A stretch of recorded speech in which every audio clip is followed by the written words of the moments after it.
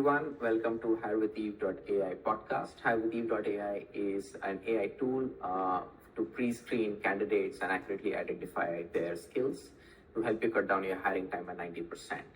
In this podcast series, we interview and have in-depth conversations with global HR leaders across industries and geographies to understand current HR trends, leadership challenges, workforce plannings, and many more interesting topics.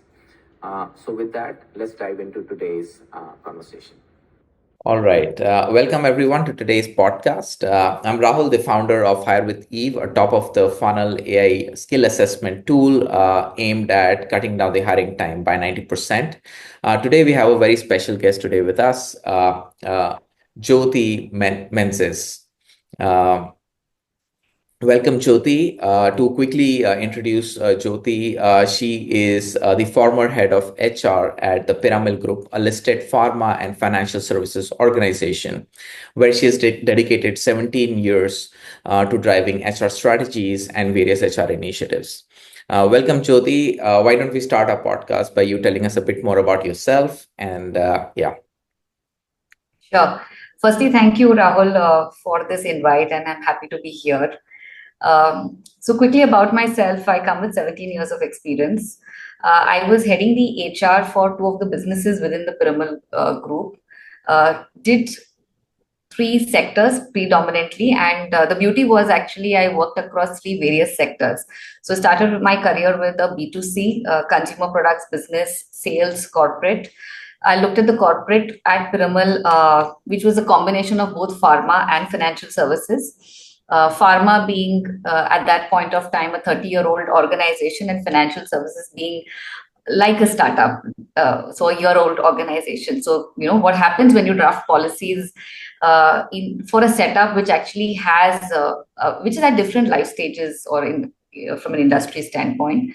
And third, before I moved out, I was actually heading the HR for Piramal Alternatives, which is the other spectrum when you look at the kind of deliverables that this team does in terms of investing and very, very niche in terms of the hiring needs as well as the kind of people that you look at. So from a high volume organization in terms of people to very high talent density organization in that sense. So happy to have those experiences and working with some great leaders and learning from them. I think that truly calls for the work experience and the learning that you can have to deliver to the organization and to deliver to yourself as calling yourself as an established HR professional. Yeah. I think with that introduction, I can already foresee we'll have some very interesting insights from the size of companies and organizations you've managed. This is the first question is an interesting one we ask our guests. We think our guests, the HR professionals are superheroes. So that goes without saying. So my very first question is, what is the unique superpower do you think an HR professional has? And then you can think of the other side of the coin as well, which is the kryptonite. What do you think is the kryptonite of an HR professional? Okay. So I think the HR professional today has the superpower of balancing two things. One is empathy and data. Because if you are able to empathize, you are able to have a one-on-one connect. When you look at data, you have a macro picture about what's happening. And I think if you combine these two, you can really get some extraordinary outcomes. The kryptonite is silos. Many organizations and sometimes within HR, there are so many silos. While it's good to have roles, responsibilities, specialization, but the silos can just bring your entire effort down because there is nothing that works in isolation, honestly. There's always a chain effect. Yeah. And if you work in silos, you just miss out on this larger benefit that you can get from that chain effect. So yeah, that's always a challenge. And I hope we are able to break these silos or at least make some windows to pass through some of the information that you require, respecting all the data privacy and other things that have to be looked at. True. And I think, I mean, pretty much a large portion of the organizations globally would suffer from these challenges. So, Absolutely. after taking this a step forward, what would be then your vision of an HR role when it comes to, let's say, from the primary goal of driving, a business growth? What do you think is your vision? So I think one of the key aspects about uh, HR vision for business growth is not to think only from an HR lens. Many a times uh, we've seen that there's so much of HR agenda that you hear about, but the HR agenda cannot be in isolation, and hence the vision should be that I need to be understanding what could be the key drivers for my business to grow, and hence what do I need to do. It need not be the most trending thing, Yeah, right? But it has to be relevant for me. It has to be relevant for my organization to grow, and hence it's very important for HR folks, and that's how I have grown. That you can't be thinking only of HR. You have to think HR and more and right, business. So the right. vision for HR has to be that you continue with what you bring as a core competency to the table, but you can't be holding to the seat. You have to expand. Right, right. And then talking about this aspect of what is trending, how do Hmm. you yourself, again, worked in various size of organization? Did you keep up with the trend, mega trend of the time? How do you go about that? So there are two elements. One is you need to know what's happening in the market. It's very important to know what's happening around, what's the growth levers that other organizations are, are going through. As an HR professional, what else is happening in the space of HR as well? While you learn about what is happening, I think it's always important to get a slightly larger context about why it is happening. Right, So one, of course, what is this trend impacting towards? What is the impact of having this trend? How are some of your business levers really impacted with this implementation of a new trend? To what is the context in which this organization decided to pick this initiative? right, What was the cultural context? Because while it's important to understand what's happening new, and if we feel very this is important for us, so let's just take a simple example of having a digital HR. I think now at this pace, most of the organization have moved. I think it's very probably a very fraction population which has not moved. But very important was phase at that point of time was while everybody is moving there, what is your readiness? What is the context of your organization to move there? How are you going to create impact, and what is it that you want from this process implementation of digital? Is it another data warehouse? It's all garbage in, garbage out at the end of the day. So how are you going to really make an impact out of this? Because whatever we go for, whether it is trend, etc., means cost in terms of money, cost in terms of time, cost in terms of training, and hence what is the output? Unfortunately, many organizations and leaders do also talk about HR uh, picking up trend and dropping it when the trend is out, and right, which which is not limited to only HR. I mean, the trend is impacted because we are implementing it across organizations. There's so many things happening, and then after a year, it's like, okay, now we no longer need it. So it's very important to know how relevant it is for you. How are you going to really look at a long-term impact with it? What is your path? What are the levers that you need to pull apart, and what is the investment and outcome? I think that becomes super important if you're looking at an HR trend. While it's always important, like I said, to know what's happening outside, it's important to look at your own organization and say, why is it important for me, and how can I really deliver a great outcome with this trend? That's equally important. right. Makes sense. Now, application of those trends and the various kind of operational topics that you would work on, what is then your approach towards workforce planning, and especially when we talk about current times or other unpredictable times? So, Yes, we've come across a lot of cases which we hear about crazy hirings and then crazy layoffs. I don't know what to use the other word, but these are organization true context. And what really happens in this scenario and some of the places that I have observed is we're all super optimistic sometimes, and we all feel everything will move the way we want it to. Uh, and that's where the HR would need to step in, and we all know the pulls and pushes that happens. That if you don't get me these many people, you will not get this business. There's a massive business loss because you have not been able to hire. We come across these situations, but the important aspect is how can you do a scenario planning Right. uh, when you're looking at especially mass hiring. In this case, I'm just using the example of a mass hiring. We all know that when you do mass hiring, you're hiring in a place of uncertainty to some extent. So can you state some things? Can we prioritize certain things? Can we run pilots to really test some of the cases that we are all gunning for? And of course, at the back, keep a expansion plan, but don't hit this button till you have some key cases where you know your learnings and you can uh, make those changes. We talk about design thinking. There is this element of doing prototypes, failing fast, learning from it, trying again. That becomes super critical. It can't be just limited to designing products, but it's a part of designing a business plan as well in some cases. And I think as part of the expansion, you should definitely look at this kind of aspect. I've been looking at some of the roles. We also think through that, okay, what if this doesn't work out? Where else can I place this person?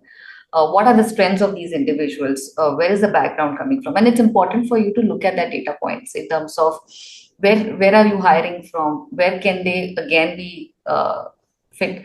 In some cases, you also want to look at the aptitude and the attitude as well. What is the flexibility in terms of skill set that you would look at, and how willing are people to really learn and upskill to look at a new role as well?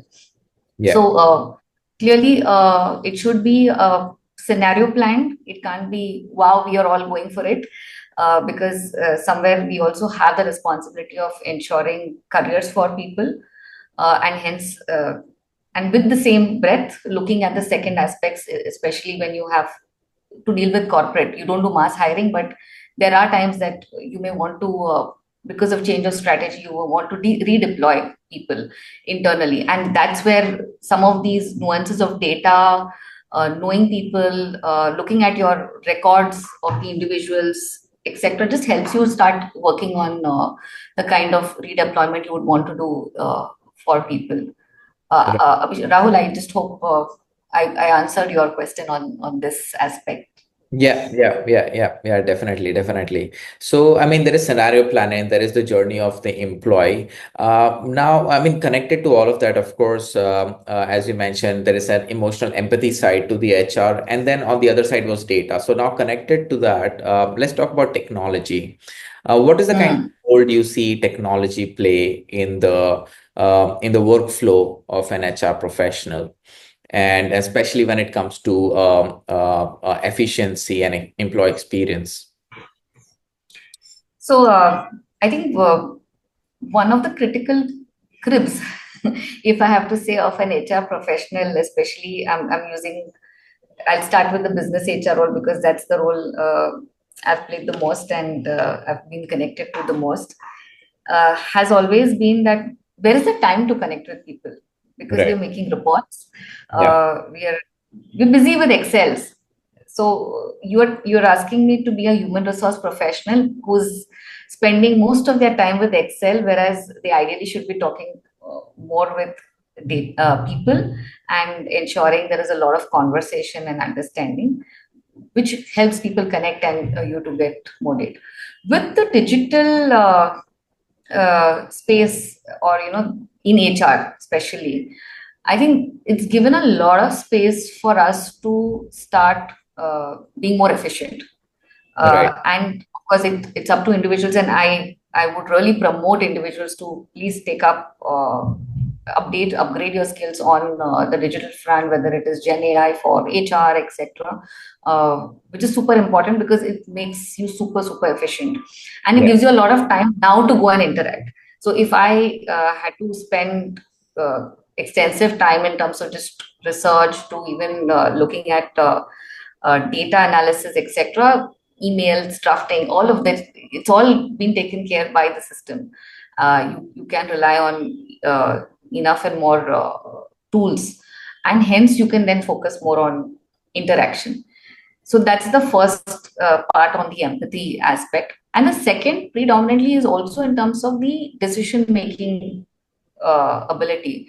Earlier we had very limited data to look at decision making, but now you can see, if your organization has really invested in data, please take time to look at this data fronts. You will see a lot of trends coming out, and you will then be able to observe. The key point here, Rahul, is the fact that we also have to be mindful about what do we really want to track, because we all want the moon, and in the quest of the moon, we actually share so many formats, etc., that we forget what are we really chasing, because there's just so much of data. You need to be very clear about what are going to be your top 3 4 levers that you would need to see, which is going to really impact your business, and focus on those and ensure on improving. Of course, there'll be some elements that will follow through. So be clear about what you want to do. Look at these data points to make decisions, and don't just look at in isolation. You have time now to go and meet people to validate some of the aspects. Many a times, data shows you what's happening. Interactions let you know why these are happening. So you will get a lot of more insights when you do these discussions as well. And yeah, use this as a power to combine and deliver for your business, rather than just getting stuck in the old tools that we used to use in the past. Right. Makes sense. Now, talking about your long experience as an HR professional, if you could speak a bit more about the kind of challenges that an HR leader has to focus on and encounters, what would they be, and potentially how could they be addressed? Sure. I think one of the biggest challenge continues to be hiring talent.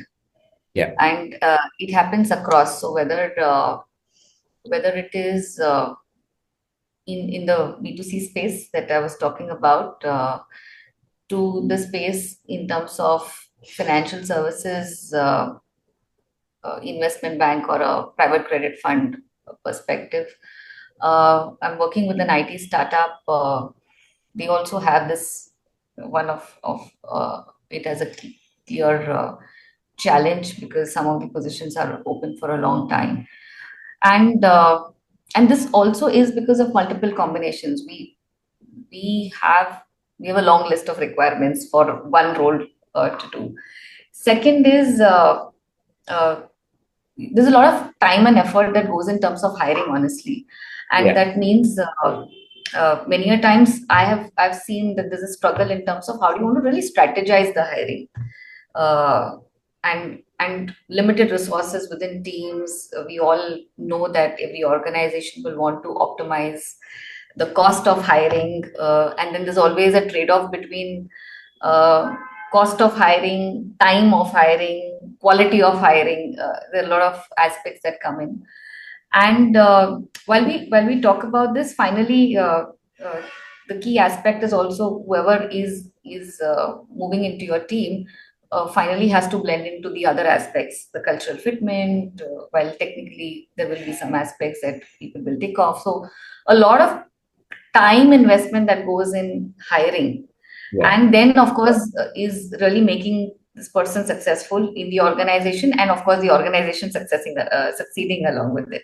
So that is one of the key things. And the second, typically now what we see is in the junior to mid-level roles is the hunger to grow, and these come also from a market trend about fancy designations, or aspects where there's a lot of competition around, or there's just a lot of peer pressure around where then people keep expecting that what's happening to me every year. Uh, and unfortunately, sometimes the discussion is not about how much am I learning and growing, but more about what's my title. So that's another challenge that we have to keep fighting, and it goes back again to hiring then. So Yeah. yeah, these are some of the challenges. Some of the key challenges as an HR professional uh, in terms of hiring and then growth, and then go back to hiring. Yeah, definitely. So then, I mean, connected to that, then I would ask you in terms of talent acquisition itself, you outlined one problem, one issue. What would be some of the other Yeah. areas within the talent acquisition space that are, often key challenging areas? So the key challenge area is see, the first aspect is the recruiter's bandwidth itself. Okay. Right? The recruiter will have a very limited bandwidth. We all know you put a post and then there are so many applications, and there is no way that this person can humanly really go through all of it, and hence you always have those errors. So you could be missing out on a good candidate because you've not had the bandwidth to really sift through all aspects, talk to everyone, because it's just sheer volume, especially when Right. you're doing large recruitments, etc. Then you rely a lot on referrals, etc., that can come in. But I know there is tech working on this space, but I would love to see more, because the efficiency is something that, and if you talk to all the recruiters, they're completely stressed and burnt out with this. Having said that, there's always pressure of having more people on board and time, etc., that comes in. How do you really ensure that we will be able to really take care of hiring people who are fit within that time, and they have gone through that specific level of uh, you know uh, interviews or shortlist, etc. Again, another challenge is the manager's time investment. So every manager for every role is really sharing extensive time. So how do you ensure you're optimizing their time? Right. What are the things that can be taken care of by a recruiter, a bot, uh, that can help ease out the time? What is it that the manager will feel that if I am spending my time, these are the three things I want to check in person in terms of really testing out, but others, do I really need to be there because I Yeah. have other things to do? Hiring is Exactly. not my core.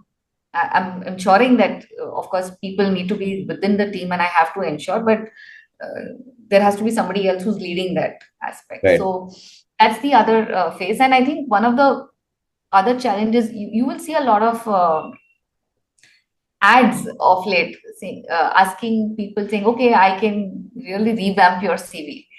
So, while we have a lot of AI, which we talk about revamping, checking the keywords, and I was talking to some students from MBA class, they were all focusing on the keywords. What gets my CV shortlisted? Now, Yeah. the challenge is that is there a real match between the CV and the individual? Uh, because everybody's CVs are now being designed as per keywords and not really as per what they would want to, present themselves as. But it's basis the job description you give, and hence that's adding a layer further. It's not only about me looking at CVs, but now the CVs itself are so well designed that it's very difficult to gauge what is the real content in that CV. So yeah, these are some of the ground realities of hiring, honestly, Rahul. And of course, there are the other layers that will keep coming in terms of the fitment, cultural aspect, to the potential. How do you assess for growth? Because I don't want someone who would want to retire. Of course, now you don't have the retirement discussions anymore. It's core about retention, but how do I give growth to this individual? How do I allow this individual to move around, get that exposure, core things? What is the skills that I need to train this individual with to really be successful? So a lot of data points that can come along, and capturing these data points along. But it starts with saying CVs chahiye. So it starts with that. Yeah. I think that's a great insight, Jyoti. So now, Jyoti, as I understand, you've recently also moved on from the Piramal Yeah. Group, and have your organization thrive. Would be great to hear a bit more about what are you currently busy with, what is Thrive all about, and what's your goal mission with that? Sure. So yeah, Thrive was born in June this year, where I was wanting to start something on my own when I moved to Bangalore. And three or four pillars that I really look at when I look at what Thrive can offer. The first is coaching, Right. coaching for individuals who are feeling that they're not really tapping on their potential, and it could be for various reasons. They're feeling stuck. They want to really unlock their mindsets in terms of exploring, really looking at what are the possibilities, and hence coaching is an offering.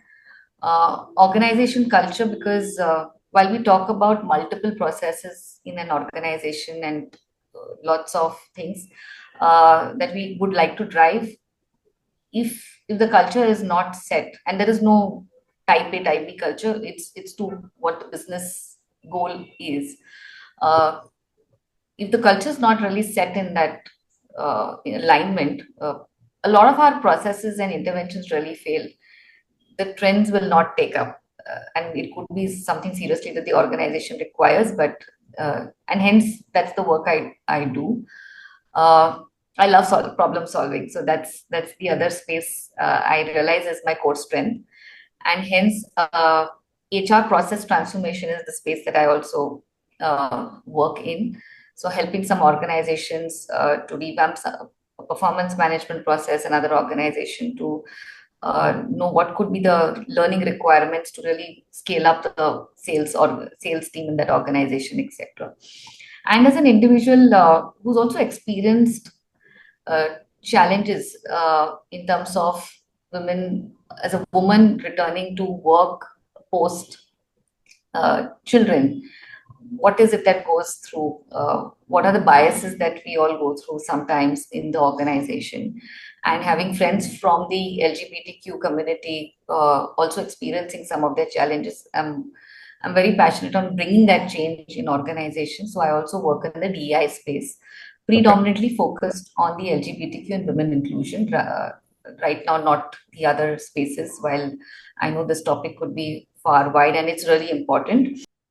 All right, Jyoti. So, as we come to an end of our podcast, we have one final question for you, which is targeted more towards the young audience who are going to be graduating or early in their career and are choosing to pursue a career in the HR domain.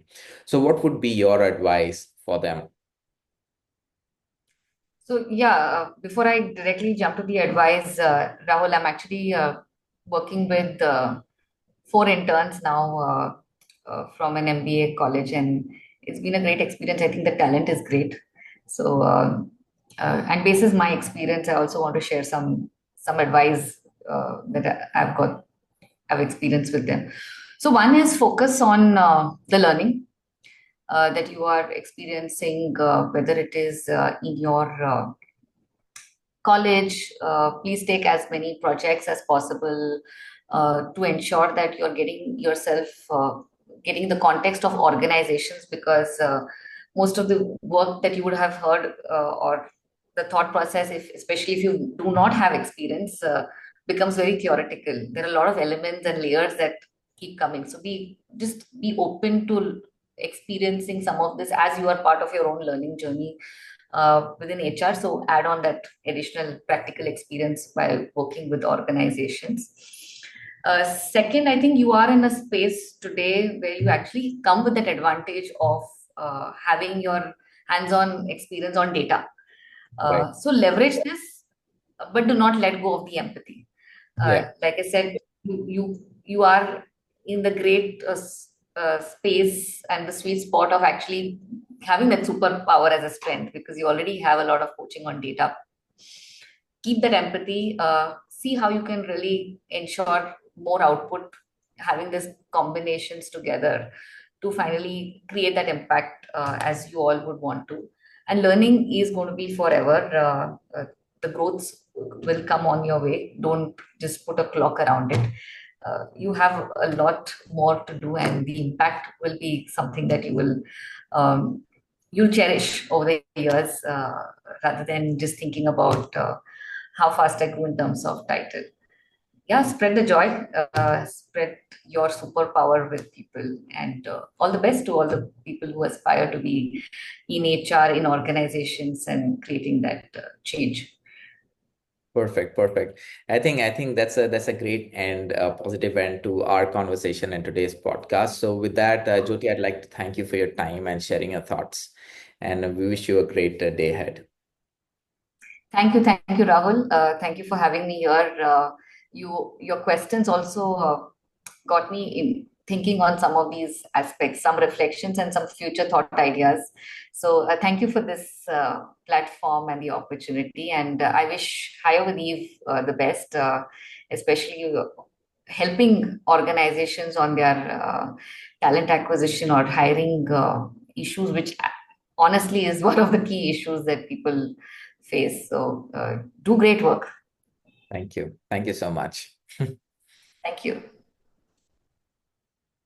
All right, Jyoti. So, as we come to an end of our podcast, we have one final question for you, which is targeted more towards the young audience who are going to be graduating or early in their career and are choosing to pursue a career in the HR domain. So, what would be your advice for them? So yeah, before I directly jump to the advice, Rahul, I'm actually working with four interns now from an MBA college, and it's been a great experience. I think the talent is great. So and basis my experience, I also want to share some advice that I've experienced with them. So one is focus on the learning that you are experiencing, whether it is in your college.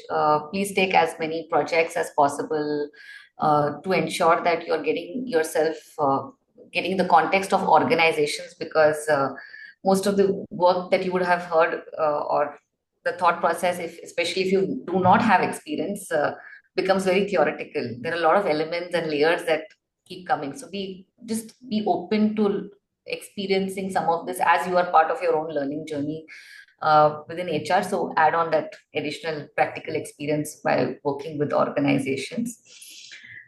Second, I think you are in a space today where you actually come with that advantage of having your hands-on experience on data.